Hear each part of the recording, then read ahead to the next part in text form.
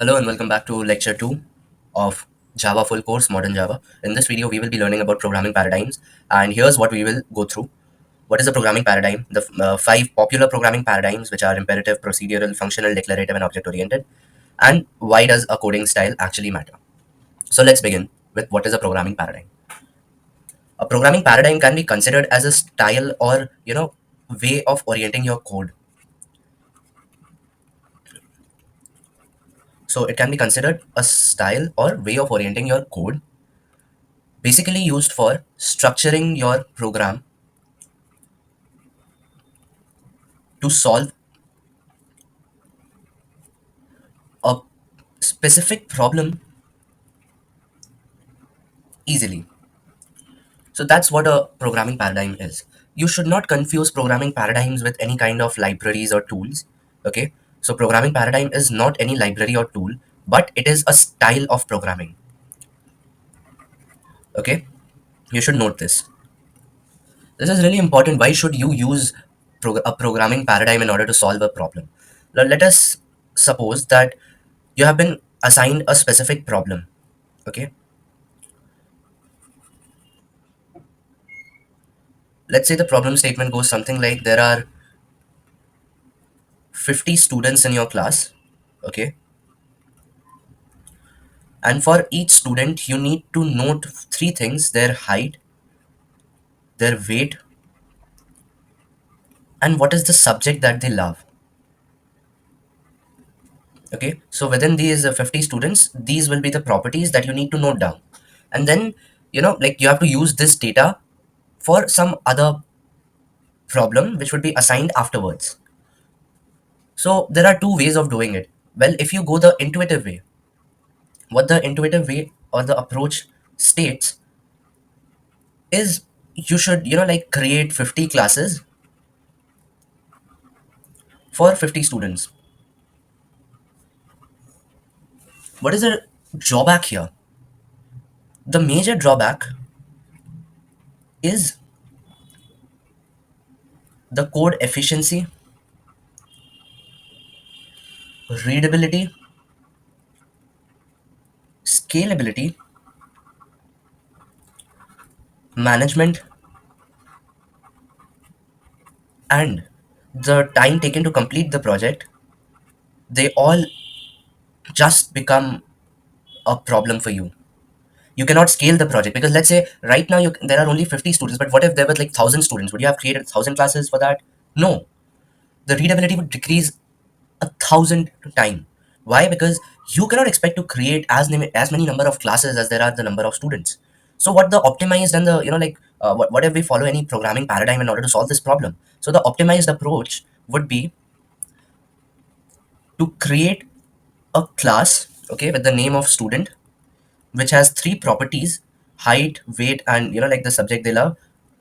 And in the main class, in the driver class, I can create numerous instances of, like, as many students are there, I can create numerous instances of the student class, since all the students have these three properties in common. So this is an optimized approach. The readability and the scalability is improved by 1,000 times, and management and time of the code also increases. Like time decreases, management also increases, code efficiency increases. So in order, this is the win for this particular problem. That is why you need a style of programming. That is why you need to think why you should run through your mind before solving a problem. In the same way, before programming a specific problem statement, you need to analyze it and then think of what way you should do it, which would trade offs. Like trade offs of time versus space, then scalability versus management. Okay, so these sort of trade offs, you should analyze the problem statement, then you should think of a way, and then you should think of if the specific way is efficient in both time and space terms, and if it is scalable and manageable once it grows as a project. So for this, programming paradigm was introduced. Moving on, what a programming paradigm is not. Okay, so a programming paradigm is not a library, it's not a tool, it's not a API, or it's not a syntax. You should note these. Programming paradigm is none of these four. So what is it? It's basically a style, just a style. I hope that is clear. Moving on, there is a big question to, can programming languages be multi-paradigmed? The answer to which is a big yes. You can take example of Java itself. Java after the Java 1.8 version, starting from Java 1.8, you can take this example. Why? Because Java supported imperative programming. Okay, Java supported this. Java also introduced functional programming, which is a part of the declarative programming in Java 8. Okay, Java already supports procedural oriented programming, and of course, not to forget, since the beginning of Java, one of the main reasons of making of Java, it supports object oriented programming. So you should keep in mind that a programming language can be multi-paradigm. And this is why we call programming paradigm a style instead of a syntax or a tool or API. Okay. Moving on, let us understand what is imperative programming. Well, imperative programming was based on the von Neumann architecture. Okay. You can study about it on the internet. I hope there will be better videos than this to understand this kind of an architecture. So it was based on a one human architecture, and what does is it basically says how to do a task in detail. It's like following an algorithmic approach to programming.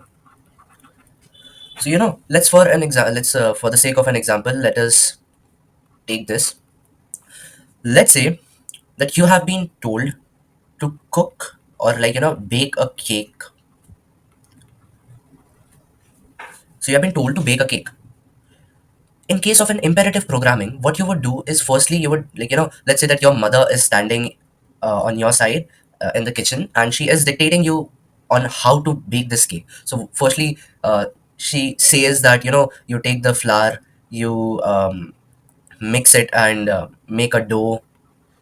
Okay, then you add all the ingredients in it, ingredients like sugar and chocolate syrup and whatnot, whatever you want to add. And then after that, mix it well, then bake it at some given temperature, and all of that. So your mother is instructing you, and basically dictating you all these instructions to follow in order to bake a cake. Okay, I'm not a professional baker, so please don't judge my capabilities to bake a cake. But anyways, I wish I would have been one, at least for this video. So your mother is the one who is dictating you through all the steps, and what you are doing as an individual is you are following it. So in the same way, when a question statement instructs you to do some set of instructions, instructs and orders you to do this task and in this particular manner, that style of programming is called imperative programming. In that style of programming, you are basically getting dictated, and you are writing the exact same code which you are supposed to write. So it's like coding on the detailed instructions. That is what imperative programming is. Java supports imperative programming. In what way? I'll tell you. Let's switch to IntelliJ for this. Okay. So let me just open my community version. I hope there is time. Yeah.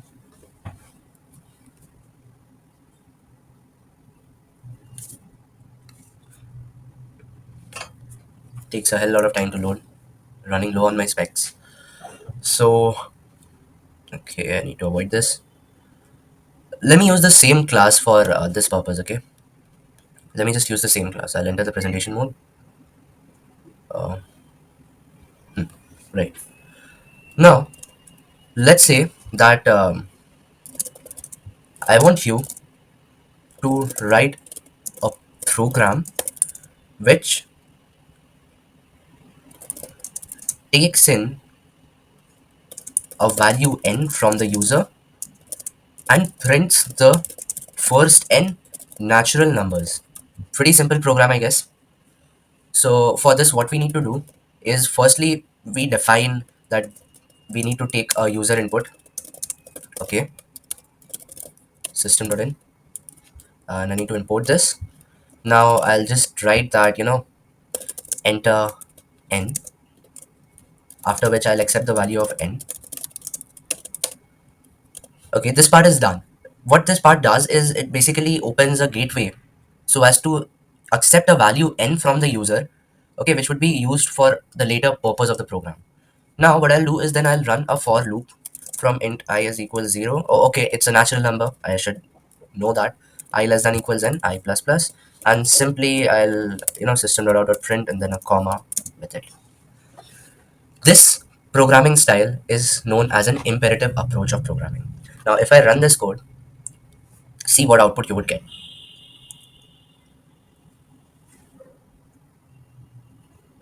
So what I get here is, I need to input the value of n. Let me just enlarge this if possible. Yeah. So if I enter the value of n to be, let's say, 15. So I get the first n natural numbers till like the first 15 natural numbers. Okay. Pretty clear. We'll learn about how to take user inputs, how to iterate, and what is all of this, what are data types, and all of this in the upcoming lectures. But just for this video, I'm telling you what type of imperative programming I'm telling you how imperative programming looks like in Java. Now, let's get back to the presentation. Moving on, we know about procedural programming. What is this? Something new? No, it adds upon the imperative programming only. What it does is it, uses functions or like methods or subroutines, I would say, or, procedures in order to achieve a specific problem solution. So this is as simple as that. Now, if we look into this with an example, in the previous slide we discussed about baking a cake. So if we take the same example here and we say that we want to do it the procedural way, what we would do is we will have methods like make dough. We'll have another method named as mix ingredients. Okay. Then we'll have a method like bake the cake, something of that sort. Now, these are methods, these are procedures, and making use of them in our program is what procedural programming paradigm is about. But what does these method contain? They contain lines of imperative programming code only.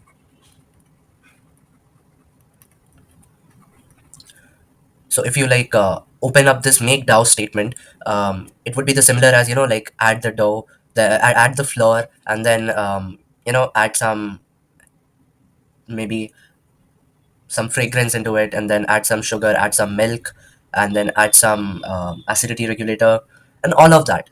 So basically, procedural oriented programming, what it does is it makes use of procedures, but the procedures contain lines of imperative code only. So if we see, procedural programming comes from imperative programming. This should be known. It comes from imperative programming only. So let's move on to IntelliJ in order to see with the same example that like which takes a value n from the user and prints the first n natural numbers, how we would do it if we had to do it the procedural way. So let me just write procedural way. So what we will do is we will create a method public static int read n, okay, which has no parameters, and I'll simply take this thing, paste here, and then I'll just return this value of n. Well, that's it. You can see that n is a procedure, it's a method, but what this method has is the same lines of imperative code that we had in the main method, in the imperative style of programming. And now instead of this thing, I'll have another method, let's say public static void display natural numbers, which takes in a integer parameter int n. And what it does is basically I just copy this thing. It displays it. And in order to get our program running, we would just say main dot display natural numbers and main dot read n. Simple. That's it. You make use of methods, but what you write inside of those methods is the imperative code. So that is procedure oriented programming. Now if I run this code, I'll show you what this shows. It'll show the same thing basically. Like have a look. Enter the value of n. If I say 15, it prints the same way. It works exactly fine, which means that programming paradigm is just a way and the style of arranging your code and structuring your code in order to solve a specific problem. Okay, this is how procedure oriented programming looks like. Now let's get back to our presentation. Talking about functional programming. Well, it'd be really wrong to talk about functional programming without discussing what declarative programming is. So just let's have a sneak peek in declarative programming and then we'll get back there. So declarative programming is a style where, like contrary to imperative programming paradigm, declarative programming focuses more about, what is the problem. I'll do this in quotes rather than focusing about how to solve that problem. Now, if we just, draw a comparison in between of imperative and declarative style of programming, the main difference is it talks about how to solve a problem and declarative talks about what is the problem. It's like basically declaring what the problem is, and here in the imperative it's like a detailed instructions on how to solve the problem. So for declarative programming, it's, like the code becomes really easy, readable, and, like scalable as well. Although there are some cases where you cannot directly implement declarative programming paradigm, you have to go an indirect way, but we'll talk about that, where that happens, what are the exceptions in the consequent lectures that we'll be having. Right now, easy, readable, and scalable, that's what declarative programming is. It's like, like literally reading English. That's how declarative programming is. So under this declarative programming there comes let me just write this. Okay, this won't be there. Under this declarative comes functional programming, comes logic based programming. Okay, where you basically just tell how, basically you tell what to do rather than how to do it. And functional programming is a part of the declarative programming where you talk about how to do a sorry, what is the problem that you need to solve in a functional way, much more of a declarative way. For this, Java has the Java 1.8 streams and Lambda interface. It streams API and Lambda expressions, which we will be learning in the second part of the course, which helps us to implement functional programming in Java. So now let's take up this declarative style of programming into coding that, like accepting that. So now let's take up the programming problem that we were solving, that to accept a value n from the user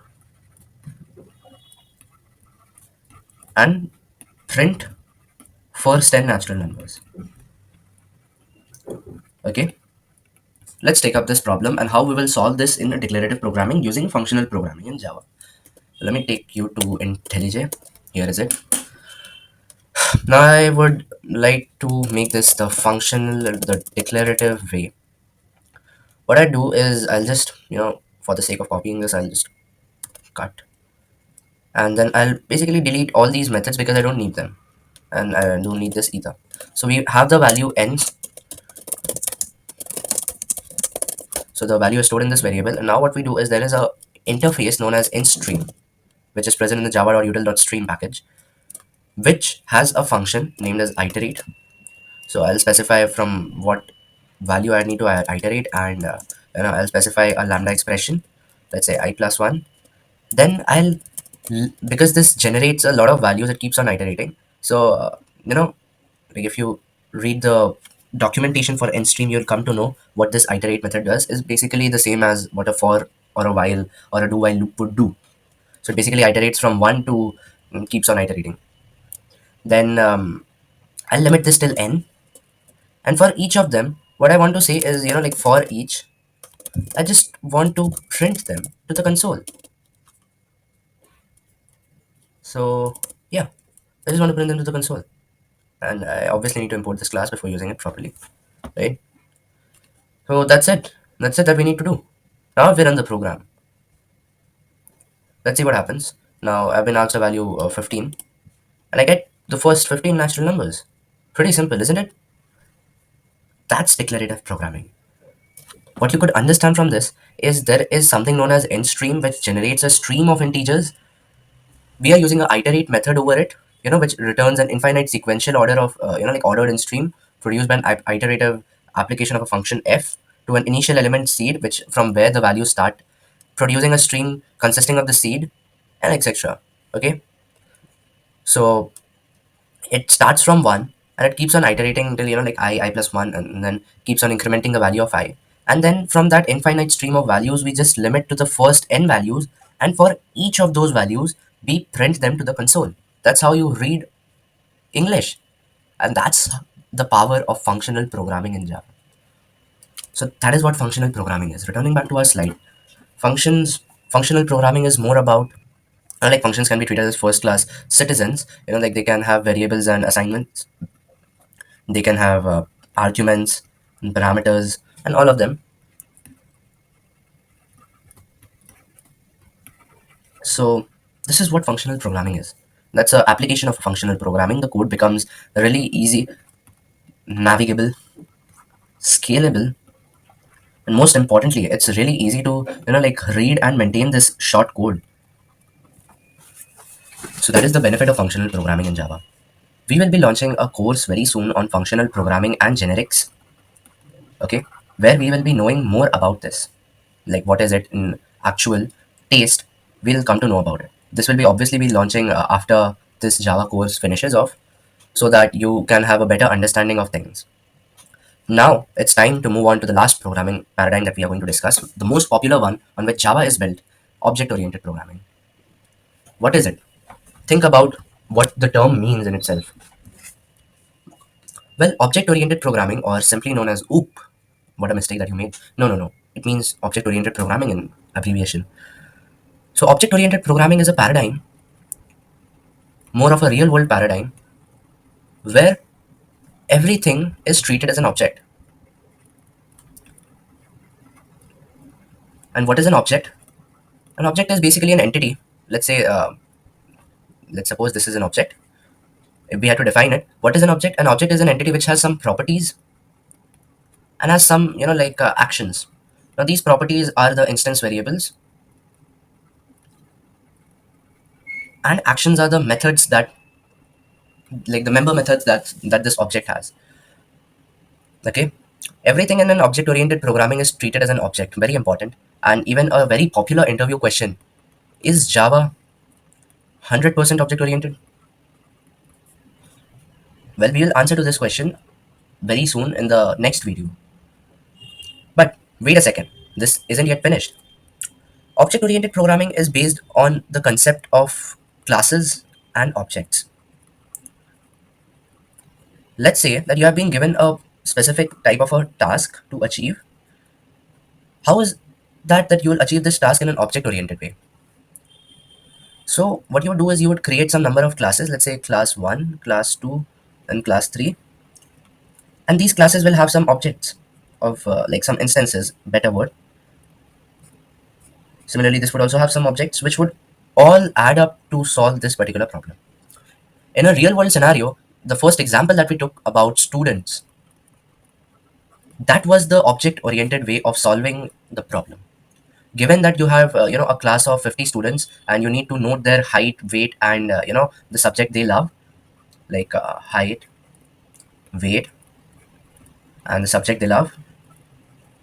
So if you had to implement this, you would literally use object-oriented programming and no other paradigm to implement this. Otherwise, your code would be very unmanageable, and basically you won't be able to scale the code further when the application grows, and like the number of students also grows to a higher order of thousands or ten thousands. So that was the example from object-oriented programming. Object-oriented programming is based on four pillars, okay, which are namely abstraction, encapsulation, inheritance, and lastly, polymorphism. Now, since this is not a very detailed course on programming paradigms and our intention is just to cover as much as we would need throughout this course, you can definitely refer to some other courses if you need to know in great detail what each type of programming paradigm is. So, I'll definitely recommend some good courses that are there for free where you can watch, programming paradigms as a complete course rather than a crash course that we are doing here. Anyways, so, let's talk about them one by one. What is abstraction? Uh, well, let me just add some more slides, blank slides to it.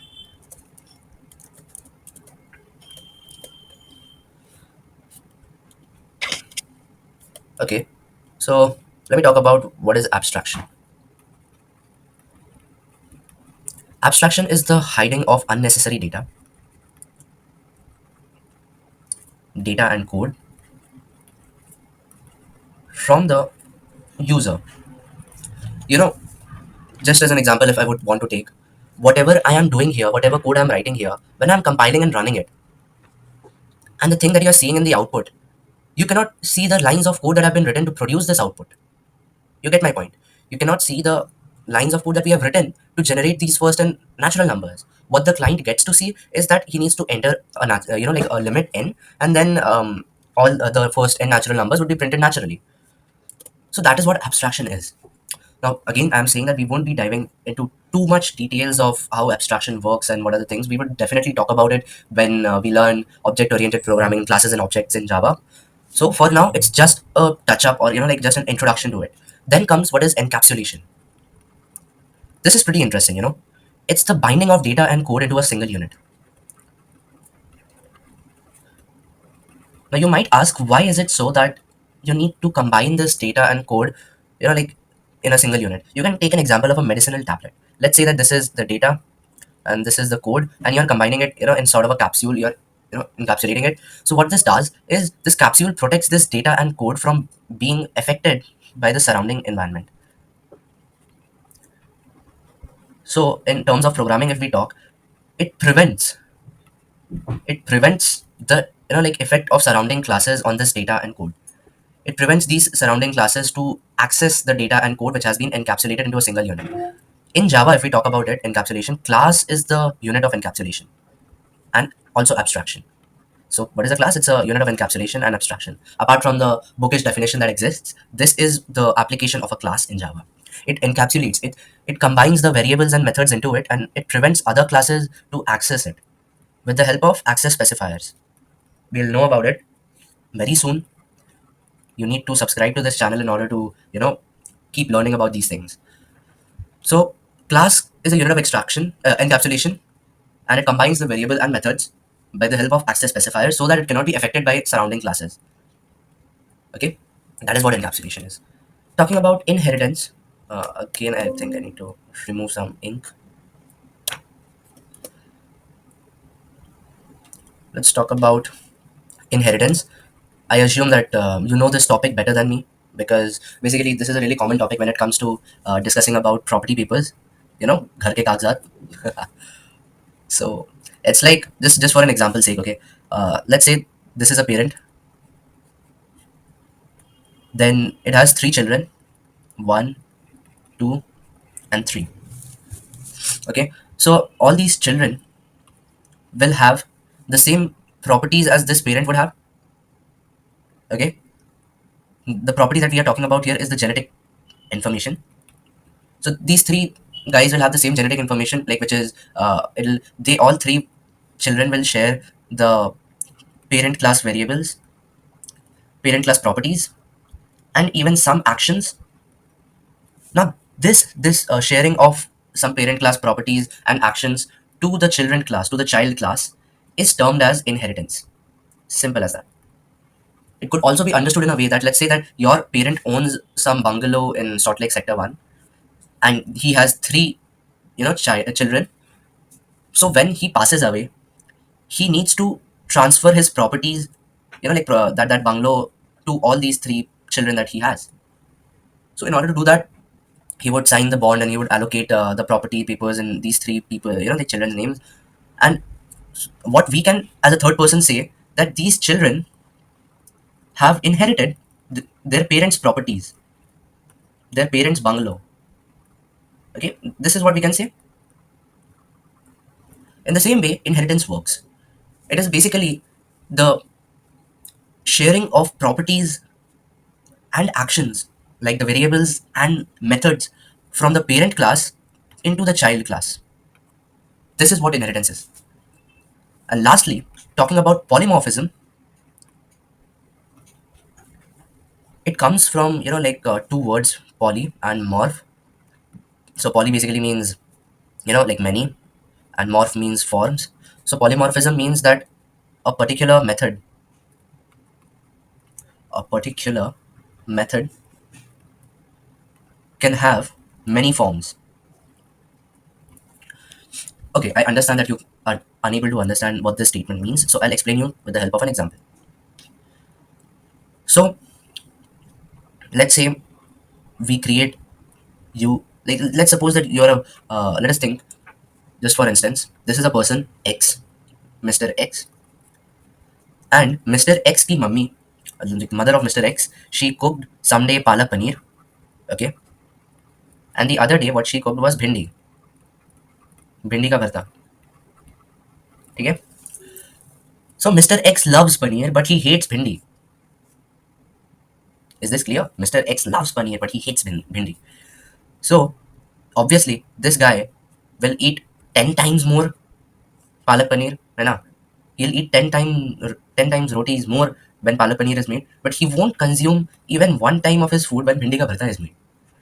So he is the same person, but his reaction to different subsies, to different vegetables that has been cooked by his mother is different. This is what polymorphism is. Even simplified example, if my if you are a teenager, you would understand this better. Let's say that you are a guy, okay, and you have a girlfriend. You also have a girl best friend, GBF. The way you will react with your girlfriend would be definitely different from the way you would react with your girl best friend, right? So you are the same person, you have the same personality, but the way you react to your girlfriend is different from how you react with your girl best friend. So this is polymorphism in true sense. And in all, this builds the four pillars of object oriented programming. Now let's take a flashback into the video and bring up our old example of a classroom in which there were 50 students, and for each student we had to have properties like their height, their weight, and the subject they love. Let's add more to this complexity and let's define that we also are going to specify some, methods which would be common in all students and which is like to do a homework. Okay, it's like a compulsory thing that these 50 students must do.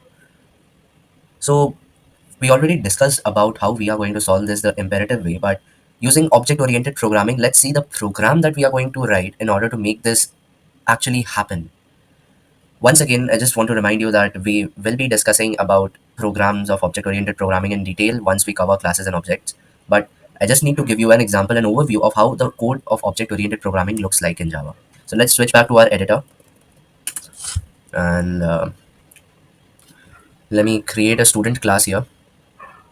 Let me name it as student and let me enter the presentation mode.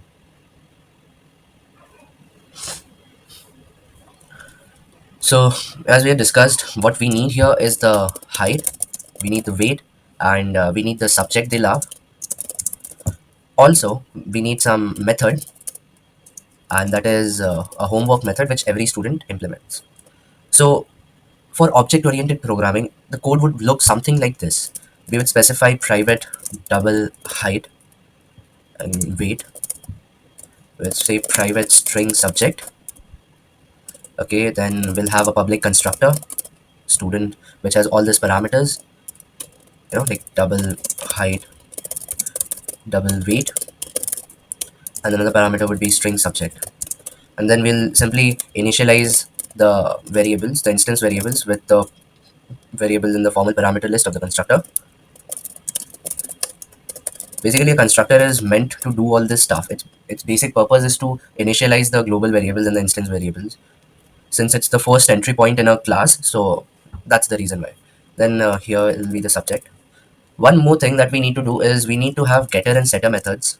Now, what is this getter and setter? I'll tell you. Getter simply means that since these variables are private, these properties are private in the student class, what a getter method would do is simply return the value that is present in these variables, instance variables. So we'll also learn about them, how to implement them directly in IntelliJ. But for now, the important fours that we need to implement.